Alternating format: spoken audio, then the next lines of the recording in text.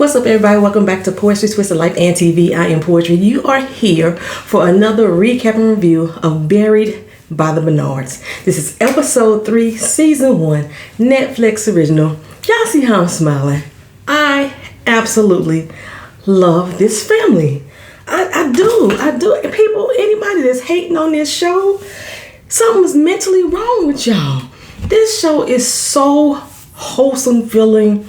The family, even though they a little bit cuckoo sometimes, you could tell there's love there. Oh, they seem to have fun with one another. I enjoy this family, y'all. We start this episode off. It's a week after the show originally began. And, they want to discuss, the whole week. If they had any complaints, things like that. So we have like a little meeting, a business meeting. And no, they'd be like, ain't no complaints, everything good, everything A-okay. I was outstanding, I was excellent. Well, Ryan is like, well, Mama, I got a personal complaint for you, okay? Remember when Mama forgot to send the car for the family in their funeral? Yes, that's what Ryan wants to complain about. She's like, look, I told that lady, ain't nothing for you to be stressing about. You got your money back, you better be glad I didn't send the car.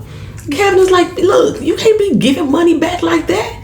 You're just taking money out of our pockets. Every time you forget to go pick up a family and we got to refund some stuff, But it was all, so they get into like a little back and forth, trying to tell Debbie that she doing too doggone much. She getting old, she need to sit down somewhere pretty much. And all of a sudden, Deja bends over, like, oh. They be like, what's wrong? What's wrong then? I think the baby coming. Baby, everybody panic. I'm like, what the, woo, I panicked. I was like, okay, all right, y'all get together, get her to the hospital. She, it's dangerous big. Her stomach is out there, baby. She bent all over. She's like, feeling in my back. Whew. She trying to do the breathing and all that stuff. Man, Ryan running around. Grandma, Debbie running around like Debbie trying to go get the bag. Where the bag at? I mean, they are literally running from this room to that room, back to this room, and ain't picked up nothing yet. Kevin been looking for these keys. He done went to 4 different rooms. He done ran down the street, church fried chicken, came on back, looked underneath the car, went up to the rooftop of the doggone building, came back down, and still ain't found these keys. Everybody running around. Okay, do we need to get you to the hospital right now? And then it's just like, we gotta go to the hospital right now. We gotta go right now. She all bent over. She leaning forward. She, like I say, her eyes all buzzed out. Like, let's go. When they finally get to the door, they still didn't have these keys, y'all. I'm gonna let y'all know that. They finally get to the door, like, all right, because Debbie finally grabbed the bag. Ryan halfway together. Reagan trying to comfort her sister, like, okay, we gonna get you out here. Then Deja stood up like, wait a minute. It took y'all too long. And I'm like, it took y'all too long. Baby, she was testing them. This was the test run to see if they was gonna actually be ready if she really went into labor. Child, it took them 2 minutes and 29 seconds. That's too long for her. I don't know how fast they're supposed to gather all this stuff and get her to the car, but 2 minutes and 29 seconds. Now there could be whether or not how far the baby is out, pushing out of the JJ. You know what I'm saying? They can make a difference. It can make a difference. So everybody like, you was playing, you was testing us. How you gonna test us? You know what I'm saying? Like, what? Test us? Look, they say, look, I'm glad I did it right there because the family meeting was getting bored anyway. I was ready to get out that doggone meeting. So let's go. So they all headed out, right? The next day, we see this young guy coming in with this little girl. Deja's boyfriend. His name is Corey Scott. I was wondering who the father of the baby was. And Deja already has a 4-year-old girl named Ava. So while they're coming in, he's bringing everybody in food. Deja, Reagan, and I think Debbie is sitting there trying to figure out what the baby. No, and Dad is Deja, Reagan, and Ryan sitting there trying to figure out what the baby's name going to be. They had a girl, I don't know, Anne-Marie and Annabelle and Arabelle and Arabesque, and they had all these acrobats. She had all kind of arithmetic, all these A words that she had. She wanted to name this baby because her sister's named Ava, so she wanted to have another A name with the sister. And Ryan is like, what about our name? They're like, no, Daddy, gotta be consistent. I understand what he's saying. He got Reagan. Oh, why Deja got a D name though? Oh, I need to know that. But I can see why Ryan would want another R name. That's interesting. Why Deja got a D name? Okay, well, no, they all sitting around. Corey, is not Ava's father, but he's been in Deja's life enough where he has really bonded with Ava too. So he ready for this new baby. He like, look, I'm about to be a daddy for the first time. He was talking about how much him and Deja are in love, how much they click. And it was all, he really happy. He really smitten by Deja. It seemed like she really in love with him too. I don't know if they're just putting on for the cameras right now, but it seemed genuine to me. Okay, so Deja decides she gonna go off to take Ava to go see Debbie. And she grabs all the food, baby. I think they had Zaxby's.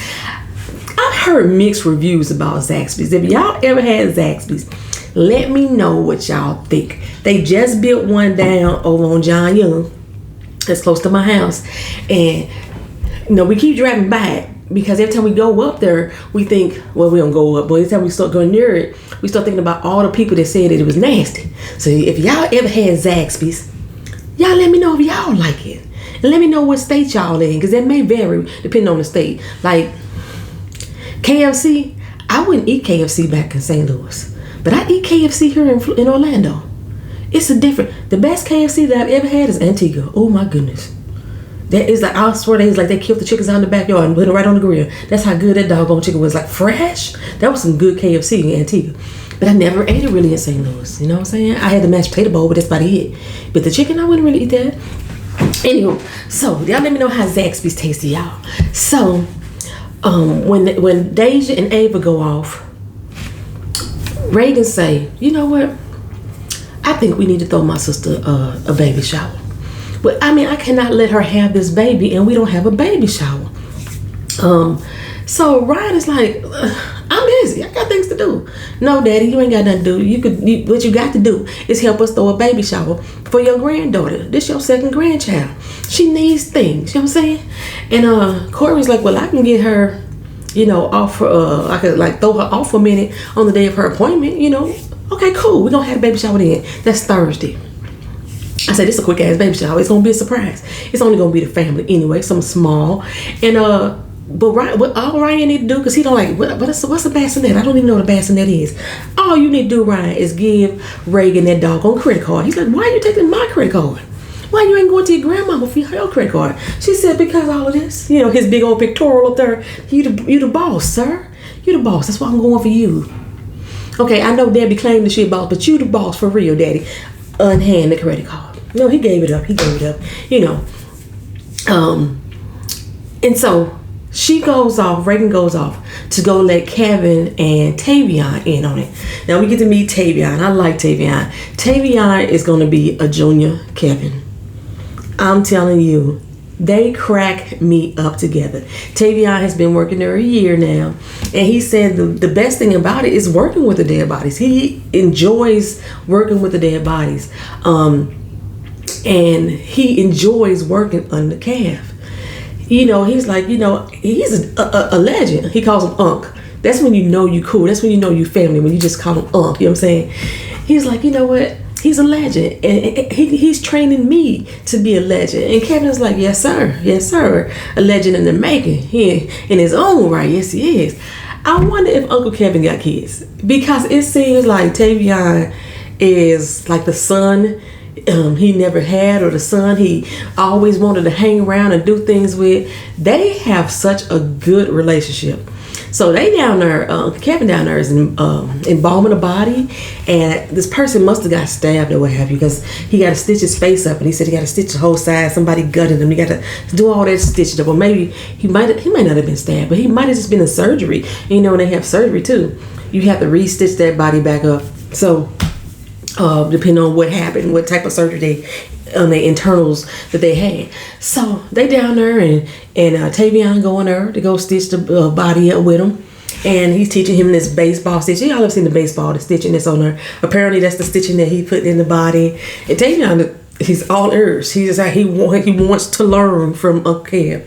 Well, Reagan came down there. And she's like, oh, no, I'm not going in that room. It stank. It stank. It's dead body. You smell the bodies. Have y'all ever smelled a dead body before? Once it starts to, it stinks. It do. And then when they down there and doing embalming, I used to have a friend that I used to have a boyfriend who had a cousin who owned a funeral home. So we used to always go hang out. Ronald L. Jones Funeral Home back in St. Louis. We used to always go hang out at that funeral home. And yeah, those dead bodies, they be reeking. They be reeking, baby. So Deja's like, Reagan is like, I'm not going in there. Y'all need to come to me. And he trying to get her to come to this room because remember, Reagan's supposed to be in training. She's supposed to be learning every aspect of the funeral business. So embalming is part of her learning. Not today. Not Reagan. I always want to call her Deja. I always want to call the youngest one Deja. I don't know why. But she's like, not today. So they finally come talk to her at the door. And what she wants them to do is get the food together. He like, all right, cool. I bet that I can get the food. We can have some scrimps, a shrimp tray. Baby, he started rounding up all this food, a shrimp tray, a piece of buffet, Caesar salad. We can have some greens, some ham hocks.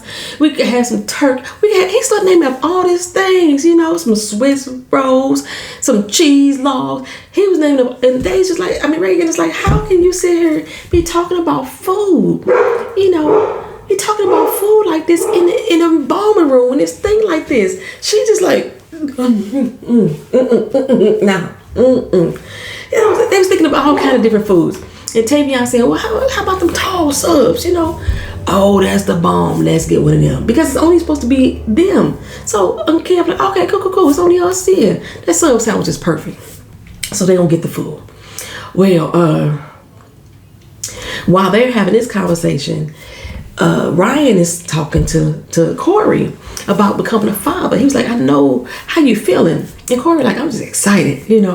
This is like my first child. A was my heart, but now this is my biological. So like, I'm really, really excited about this. And Ryan lets us know, I was scared. I was being selfish. I was thinking about myself and how it's going to affect me. And, everything was about me and what I can't do no more. I was just terrified. I wasn't like you. He said, I really respect you because you are a man who wants to be a father. I didn't know what I wanted at that time. You know what I'm saying? He was like, yeah, you really are making me proud that you are so invested in being a father. He's like, anytime you see a man who happy to have a kid, man, that's one of the best things. Ryan, you ain't said nothing but a word right there. I love to see men who are so devoted to their children. Oh my goodness, it's a turn on. I ain't trying to holler at you, but like, especially I see men out there with their little kids and they holding their hands and they just jump, their little sister, their little brother. That shit is sexy to me. Oh, I love it. It's just something that it excites me just to see a man in his element. Grown man. It could be a daddy, a grown man with his elder father. Just to see that bond between a man and his child. I love it. A grown man with his adult daughter. I love to see men with their children. I do. I just do. It just does something to my soul. I just be smiling. This whole episode, every time that Corey talked about Abel or talked about his feelings for Deja or talked about his excitement about this baby, I could not help but smile, y'all. Just cheesing. So I really, really enjoyed that conversation between them two because Ryan was like, you're going to be a good father, man, because you're a good man. I'm very happy. Usually you may have those men out there who are feel some kind of way because the dude ain't married their daughter, what have you. But he really loves and respects Corey. Respects him as a man, respects him as his daughter's boyfriend, respects him as his grandchildren's father. He really loves and appreciates Corey as well. So, and one of the things that Ryan mentioned that he didn't have that with his kids. He was around every once in a while, but there was so much that he missed out of his children's lives. Remember last week I said I wondered the real dynamic of how the girls ended up there, and why they call him Ryan and not Dad, and why they call her Debbie and not Grandma for the most part. And there's a story there, so I think we're finally getting to this story because Ryan said that he wasn't around the girls, not like he could have been, and so I wonder, you know what I'm saying? I wonder what's really going on. Like I said again too, like I said, Reagan is the one who's supposed to be, taking over the business and not Deja. So I was really tripping off that. Okay, well, it's the day of the 2 days later. It's the day of the baby shower. Debbie and Ryan is in there trying to get decorations together. They be going back and forth at the child. Just it's so comical to see their banter back and forth. She trying to get her little decorations together when you twist the crepe paper together. I love doing that. Ryan was like, Mama, come on now with this 1975 decoration. I love doing that same decoration that Debbie was doing, y'all. I swear for goodness. But they had a lot of stuff that they had to put together.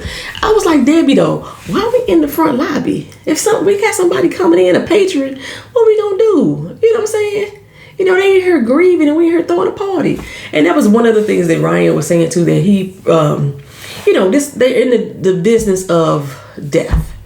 And it feels good to just celebrate the life that's about to come, so that he's really excited about this baby shower too, just so they can celebrate life for a chance, to get out of the business of death for a minute. So so they doing all that. I think I missed a part.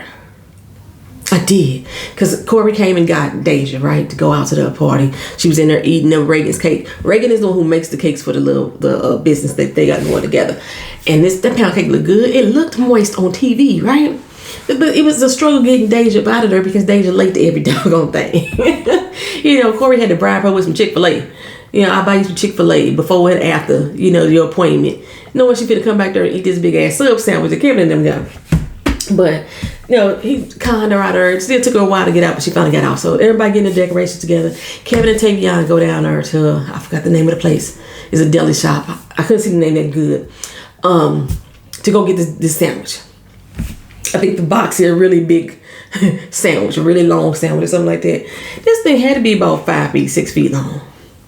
Because when they put it in the back of that hearse, they almost didn't get it in there because Kevin couldn't find his doggone keys. He can't, Kevin loses the keys all the time. We started the first episode off with Kevin trying to find these keys. When Deja faked her doggone birth, her contractions, he couldn't find the keys. And now we trying to get this sandwich in the car. He can't find the doggone keys. But once they finally got the car open, because he driving out in the pimp hearse, they was pimping out in that hearse. They ain't had no doggone seatbelts on. I just see that. Kev, Tavion, wear your seatbelts. Wear your seatbelts. That's where these two act alike, y'all. But they trying to get this doggone sandwich in that hearse, and it filled up the whole back of that hearse. That was a long ass sandwich, right? Well, back at the funeral home, Debbie, she's calling up Deja. Deja's not answering. They're like, where's she at? The girl gonna be late to her own doggone baby shower. I don't think she ain't gonna be late for his funeral. Where the girl at? Where the girl at? Well, Deja finally called her back. Child, Deja is in labor for real. Now, her and Corey was just joking about it in the car. Like, what if I get her and she tell me that I gotta have this baby today? That's exactly what happened. They got to that doctor. The doctor was doing her checkup, and she said the baby was already coming. Deja didn't even know that the baby was already coming out. The baby was already pushing his way out. It's time to deliver. Since she was already coming out, she couldn't get no epidural. She was in there screaming. She said hurt. She's a beautiful freaking mother. Like, people be going into the hospital and they be looking. I looked mad. I got my hair done right before I went in because I didn't want to look ugly, because people be looking mad ugly when they had these babies. She looked so cute. She had her little wig together and everything. And Corey was in there comforting her, holding her hand, rubbing her back, singing a song, telling her how beautiful she was. Yeah, Deja was like, he was doing everything, everything. He comes through as a man. It looked like you got you a good one there, Deja. It looked like you got you a good one there. And he was just so excited. I think her friend Hazel was there. Some other girl popped up too. I want to say this was maybe Corey's friend. So Corey's family that came through. That was at the hospital too, but they didn't really put the camera on them. So she's having this baby. Get this phone call, Reagan them all back like, okay, well, we need to get there. We need to go to the doggone hospital. So they grabbed the cake, and Debbie and Ryan and Reagan run off to the hospital. When by the time they get to the hospital, the baby is born. Y'all know I love me a goober. I love babies. Oh my gosh, she was so freaking precious, y'all.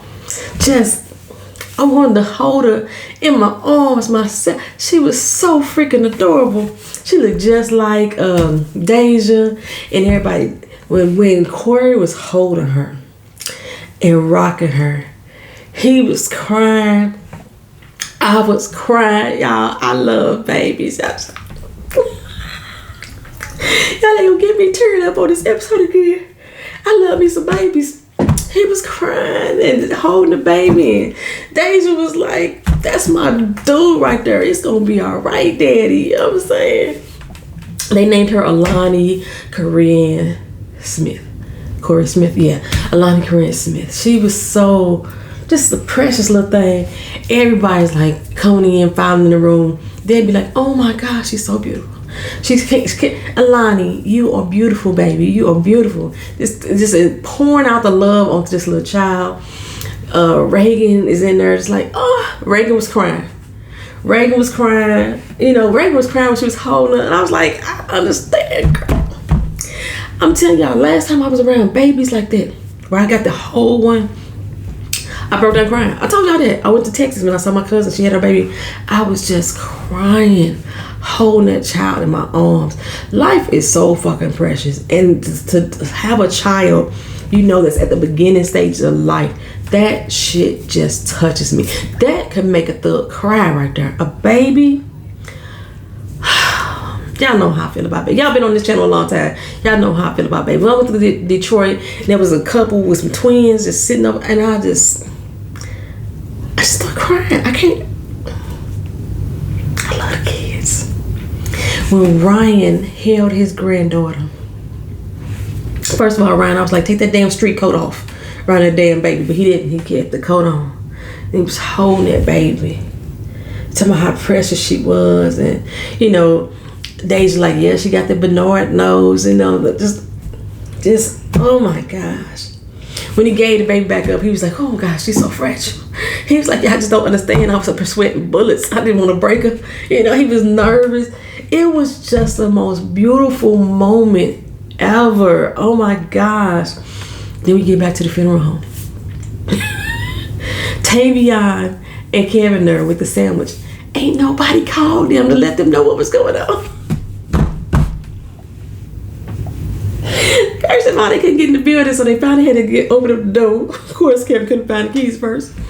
Open up the door and get inside. Like, hey, where everybody at? It's like a ghost town here, you know. He make Tavion cracking jokes and everything. They walk in and see all the decorations still everywhere. They was like, what's going on? Where's everybody at? You would have thought somebody would call me. He said, wait a minute, I think I do remember a text. He pulled his phone out. Left the text message and said, I'll be doggone, Deja done had the baby. Everybody over there at the hospital. I'm thinking they finna run out. No, Tavion and Kevin like, well, might as well eat this sandwich up. Ain't gonna be nothing left when they come back, baby. Well, so they stayed up at the funeral home and knocked out that 6-foot sandwich while everybody was at the hospital. It was so beautiful. This was a beautiful episode. This is a beautiful family. I love this show. I really do. Thank y'all for watching. Thank y'all for being here. Like, comment down in the down below. You know what I'm saying? Subscribe to the channel if you're not already done so. I'll see you in the next video. Peace.